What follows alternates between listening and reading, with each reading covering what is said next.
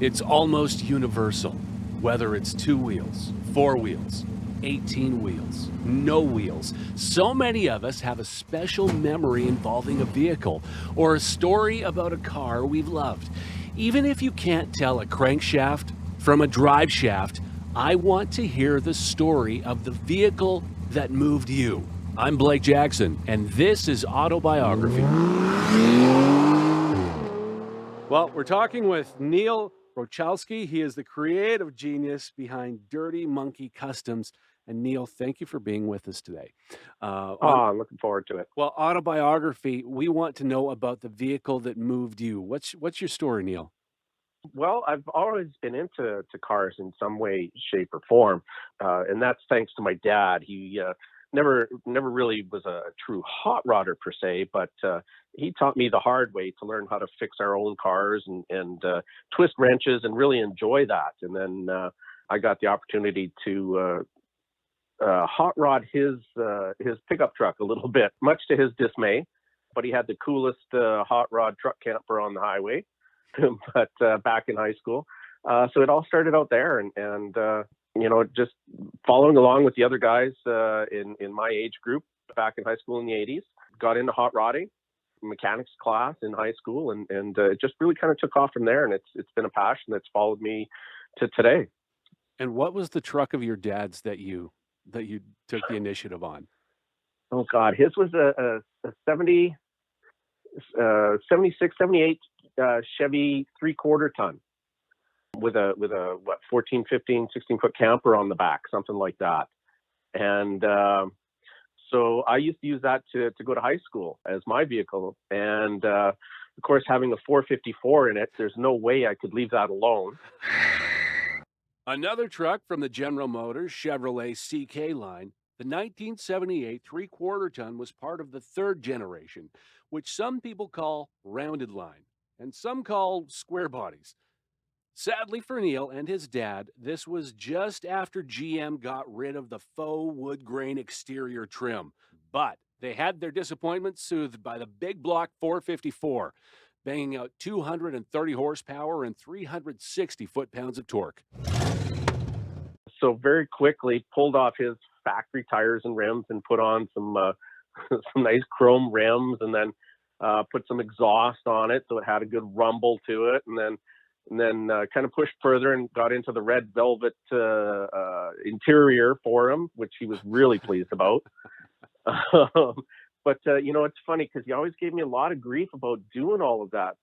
But I also remember pulling into the campgrounds when we go on family vacations, and he'd on purpose rev the daylights out of that thing. And all the old guys would start coming around as soon as we got that camper parked. They all wanted to see what was under the hood, and he'd always say, "Look what my stupid kid did to my truck." but always with a grin, right? Yeah. It took a few years for him to actually find out. One of my friends just totally busted me on it, but we used to somewhat quote unquote race it on the weekends, and it did pretty good for an old man's truck. Did you do any work on the engine? Pretty much exhaust, air cleaner. Back then, there wasn't really, without really stripping it down, there wasn't really too much we could do. But a little cosmetic, the open air cleaner and the headers and a loud exhaust and that stuff, and it woke it up pretty good. That was my next question, asking if you flipped the air cleaner, took the lid off the air cleaner, and then flipped it over. Absolutely, that's hot rodding 101. Yeah, that was the first thing I did with my El Camino. There you go. Just tip the air cleaner. Whatever happened to the truck? I actually drove it for quite a few years, and then he ended up selling it off. Actually, that selling it off was to a fellow that helped me work on my 1951 GM truck many years later. So that stayed in the family for a long time, Dad's. And then we finally sold it off and used some of that to put in the time and effort onto my 1951 truck. And tell us about your 51. Was that a hot rod? It was a really ugly farm truck out of Saskatchewan that somebody started making a hot rod out of it. They put a small block Chevy in it, really small block Chevy, 305, I think, Mm. something like that way back then, and some rims and primer. And I bought it from a fella, a work colleague. Drove it for a couple of years. It was the greatest truck. Back then, nobody had those. Nobody wanted them. They were all still on the farm. We're talking back in '97, and I drove it to and from college, which was a load of fun because when you drove it in the rain or in the snow, the holes in the floor were so big, your pants were soaked by the time you got to where you went. Yeah. And you drove it up I grew up in Calgary, so if you drove it on the Deerfoot, if you hit the brakes, you change lanes. And it was never consistent. Sometimes it was left, sometimes it was right. So you always wanted to try and really gauge when you actually had to slow down. And if you hit a good left turn, the passenger door would open. Automatic. So it was entertaining. Yeah, and of course I'd never tell the passenger that was going to happen because that was just entertainment factor right there. Were there seat belts in that truck? There still isn't. Nope, didn't come from the factory. Still don't have them. I say back then seat belts were for astronauts and jet pilots. That's right. That's right. You just hung on tighter. And do you still have that truck? Yeah, actually, that one I've been building it for 20 years. And by building, I mean working on it here, there, and little bits each year. And it actually was apart for, a good 15 years. And then it just made it back on the road about 5 years ago, first time. And it's on the road now, and it's a load of fun. Nothing like what it was before. Give us a snapshot of the truck now. Let's see. It's sitting on a 78 Chevy short box frame. It's all in black epoxy primer, so kind of a flat black. It's got the stroked out 350 in it now. So it's a 389 stroker that's in it. It's got a tranny, a turbo 350 tranny that was built by a guy who used to build transmissions for the monster trucks. It's all on air suspension. It's got bright orange, old school smoothie rims and white walls, and it's on air ride. So it's when it's sitting in the parking lot, the front bumpers sit on the ground. Very cool. Now, I was on your website and I noticed a truck. Is this the said truck on your website? That's the one. And what is your website? Dirty Monkey Kustoms .ca, and that's customs with a K. Okay. And that's the apparel and some of my photography and some stuff that I catch at car shows and other people's cars too. Well, that sounds exciting. I'm going to encourage everyone to check out this website, and I'll give it again at the end here. But Neil, thank you very much. Sorry, we're going to have to cut that part out. Sure. I was getting too excited. Neil, thank you very much for coming on Auto-Biography, and it was awesome to hear about. I can't even talk this evening. Lots of editing. There you go. It's why I started this show, to be able to hear about trucks like your dad's 3/4 ton that you fixed up without his blessing, and to hear about your 51 and how it became an obsession for you. So, Neil, that's perfect, and we'll check out your website. Where in the country are you if people are looking out for you? I'm now in the Okanagan. I'm in Enderby, which is just a little bit north of Vernon. So nice little quiet, sleepy town. Well, Neil, thank you very much. I want to tell you to buckle up, but I'm not sure if you have the ability. But in any case, drive safe and drive fun. Awesome. Thanks. Great chatting with you. Thank you very much, Neil Grocholsky, telling us about your dad's truck that you took and hot rodded, and he was so proud of you. That's awesome. Great story. If you want to check out more of Neil's work, you can go to dirtymonkeykustoms.ca, and that is customs with a K, because they're hot rodders and they're super cool, also with a K. The Auto-Biography Podcast, thank you for joining us. My name is Blake Jackson, and if you have a story about the vehicle that moved you, please let us know, autobiographypod@gmail.com, or pretty much every social media platform out there. Just do some looking. Auto-Biography Podcast.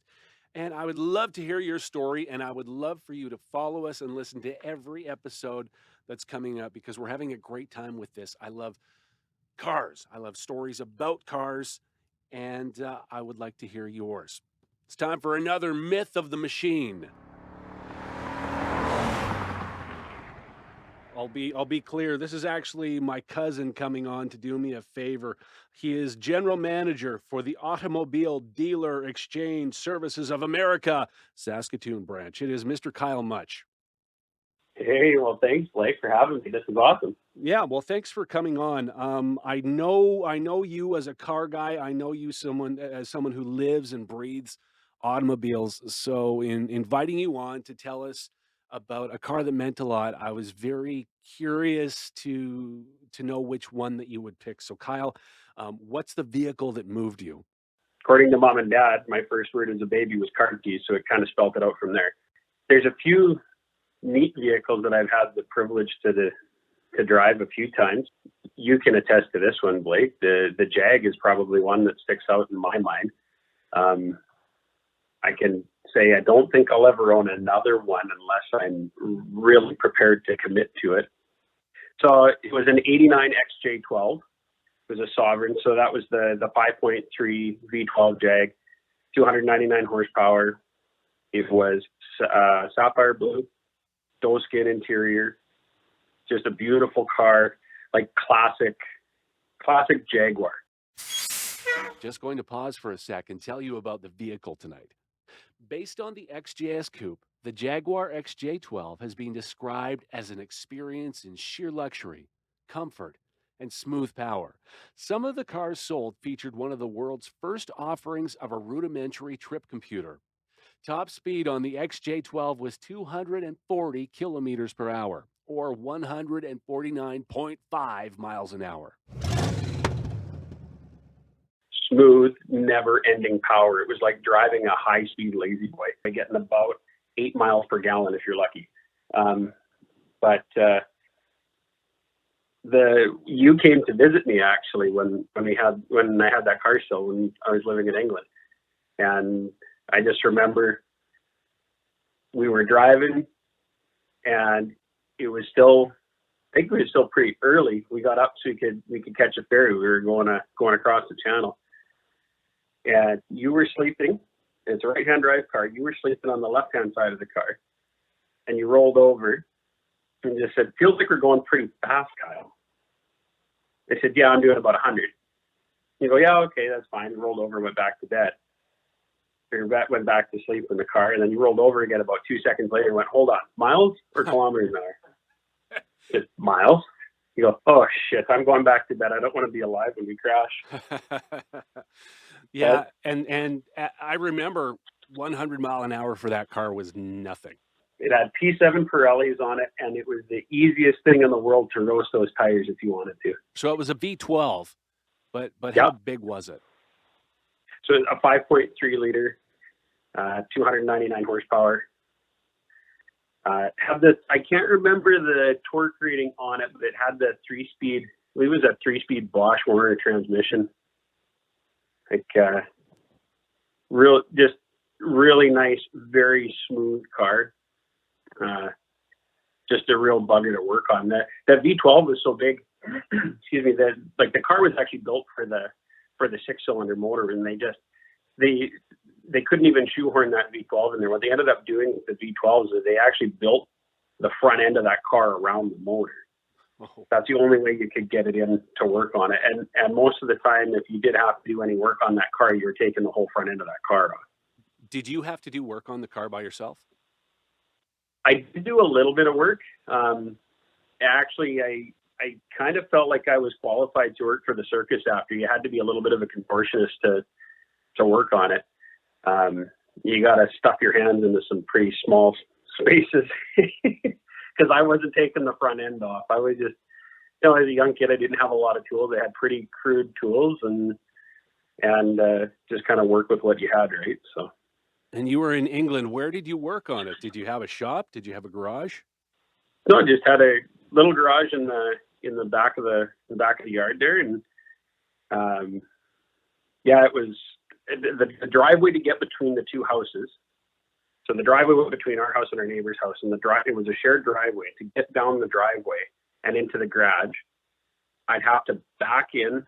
I couldn't drive in, or I wouldn't have the steering radius of the steering on that car wouldn't let me crank it to get into the garage. So I'd back in, and I had about a half-inch of room on either side of the mirrors, and I could just wedge it into the garage. And yeah, definitely. It's not a big car, but for over there, it was definitely a big car. Yeah, and then to work on it, I'd usually have to have the front end of the car sticking out of the garage. So I'd kind of half be inside, half outside working on it. But yeah, it was a labor of love sometimes working on that thing. And we mentioned how fast it could go effortlessly. 100 miles an hour was nothing. I remember taking it across the channel, as you mentioned, with you and being on the Autobahn. I can't recall myself. How fast did you? Well, I seem to remember the speedometer in that going to 160 miles per hour.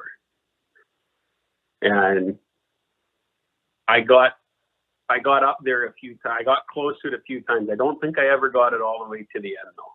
I've had it up well over 100 miles an hour a few times, but I think I wussed out before I ever got anywhere close to that 160 mile per hour range. You mentioned working in wholesale auction. What are some of the vehicles coming through that excite you? What's really caught in your eye recently? Well, we're in the middle of truck country, so we always get lots of trucks in your average run-of-the-mill domestics, but we've had a lot of really interesting pieces, and that's what I love about the auction. Every week there's always some little gem, something that completely catches you off guard.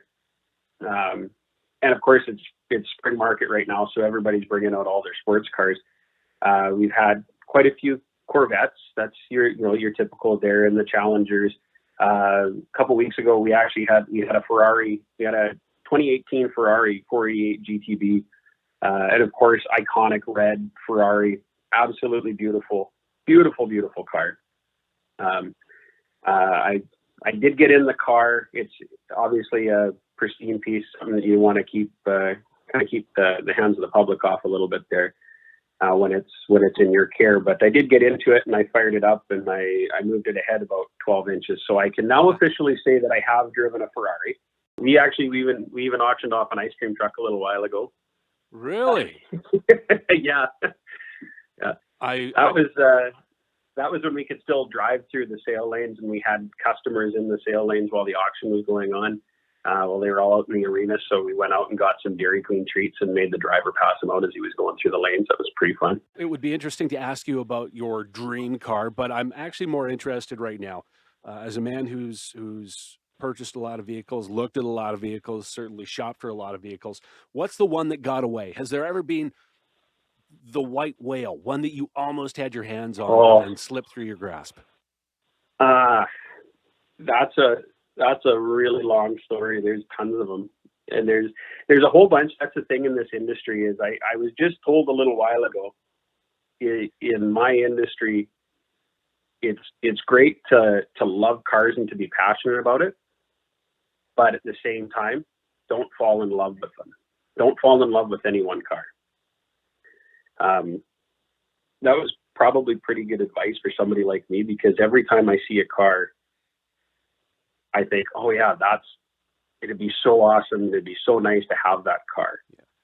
Yeah. And I think if you talk about the one that got away, I don't know if there's any one particular one that got away, but there's a whole lot of woulda, coulda, shouldas. What is your dream car? Oh, well, that one's even a tough one too. I was thinking, it would be a lot of fun to have, just to have an old Shelby. If I wanted to go with something that was fun and muscly and just a beautiful car, an old Shelby would be an awesome car to have. Like it's the iconic. I feel kind of cheesy saying it because everybody's like, oh yeah, I want like the late 60s Mustang Shelby. A GT500 Shelby would be anybody's dream. There's still, you look at some of the early 60s Mercedes though as well too. the Gullwing Mercedes, or even an SL300 convertible Mercedes back in the early 60s. Those are, you can't help but fall in love with a car like that. Or, a 356 Porsche the 356 Porsche, either the convertible or the coupe, because those are just, again, same thing. I'm picturing these cars in my mind, and it's almost like I'm talking about a woman. They've got these curves, and you just kind of want to touch and feel and smell, and you kind of want to caress them like a beautiful woman almost, right? When you get into driving, they're things of beauty. So if I could pick one, ask Amanda, and every time they go anywhere, I always say, oh yeah, I would love to have a car like this, or this is what I want. And she actually at one point kept a notebook in her purse and would write down every time I said that. And we had pages and pages of cars. Well, it's like music, or it's like your favorite song, or it's like your favorite food. It's you're allowed to change, and there's so much out there to appreciate. It's hard to nail it down to just one. That's a really good way to put it. I love food too. I don't know if I could pick a favorite food, which is also probably why I'm in the shape that I'm in. But hey. It's just muscle. It's just muscle. Yeah. Right on. Well, you mentioned putting the kids to bed, so I'm going to let you get on with your life, but I thank you for coming on with me for Autobiography. It was good to hear about the Jaguar again, and good to hear about some of your work at the auction. Once again, Kyle Mutch, General Manager for Automobile Dealer Exchange Services of America, Saskatoon branch. So thanks, Kyle, very much. Hey, thank you, Blake. This is a lot of fun. The Jaguar. I do remember that car. It was legendary. Sometimes 8 cylinders won't cut it. You need 12. So thank you very much, Kyle Mutch. Mutch with a T. And, of course, he is a GM out at the Automotive Dealer Exchange Services of America. And thank you, Neil, for telling us about your truck and your dad's truck and how you learned to work on vehicles. And he's still into vehicles. If you want to check out his work, dirtymonkeykustoms.ca. That is customs with a K. Check that out. And check out Auto-Biography Podcast on Facebook, on Twitter, on Spotify, iTunes, everywhere. We would like to hear from you. We would like your love. We would like you to share and follow. And I would love for you to be here next time on the Auto-Biography Podcast. My name is Blake Jackson. Till then, keep your wheels on the road and a tarp on your load.